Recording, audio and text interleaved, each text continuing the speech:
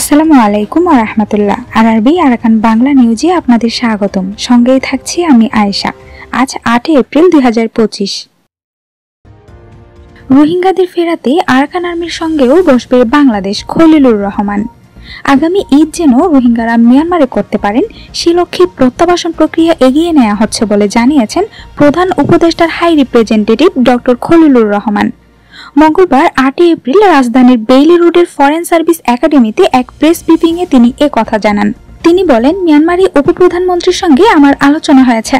এখানে একটা বড় অগ্রগতি হয়েছে। মোট 6 কিস্তিতে 8 লাখ রোহিঙ্গাকে নেওয়ার কথা হয়েছে। দ্রুততম সময়ে 1,80,000কে ফিরিয়ে নিতে চেয়েছে দেশটি। আর 70,000-এর বিষয়ে রিভিউ চলমান। বাকি 5,50,000-এর বিষয়ে পরবর্তীতে সিদ্ধান্ত হবে।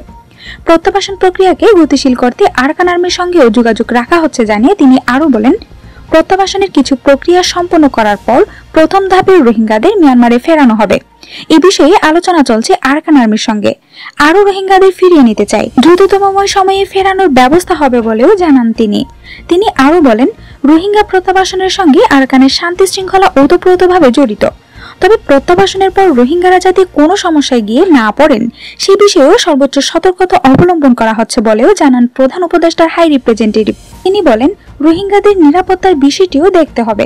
জেনে বুঝে তাদের আগুনের মধ্যে ফেলে দেওয়া যাবে না। আরাকান আর্মির সঙ্গে বাংলাদেশের যোগাযোগ হচ্ছে।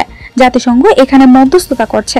আরাকানে যুদ্ধ বন্ধ করে শান্তি প্রতিষ্ঠা করে রোহিঙ্গাদের প্রত্যাবাসন করতে হবে। জাতিসংঘের মধ্যস্থতায় বাংলাদেশ আরাকান আর্মি এক টেবিলে আলোচনায় বসবে বলেও জানান তিনি। বিমস্টেক সম্মেলন বিষয়ে ব্রিফিংয়ে তিনি জানান, ডক্টর মোহাম্মদ ইউনূস বিমস্টেকের চেয়ারম্যানের দায়িত্ব পালনকালে সমুদ্রপথে আঞ্চলিক যোগাযোগ বৃদ্ধির মাধ্যমে সবাই উপকৃত হবে। ব্রিফিংয়ে প্রধান উপদেষ্টার প্রেস সচিব শফিকুল আলম, উপপ্রেস সচিব অপূর্ব জাহাঙ্গীর ও সহকারী প্রেস সচিব নাইম আলী উপস্থিত ছিলেন।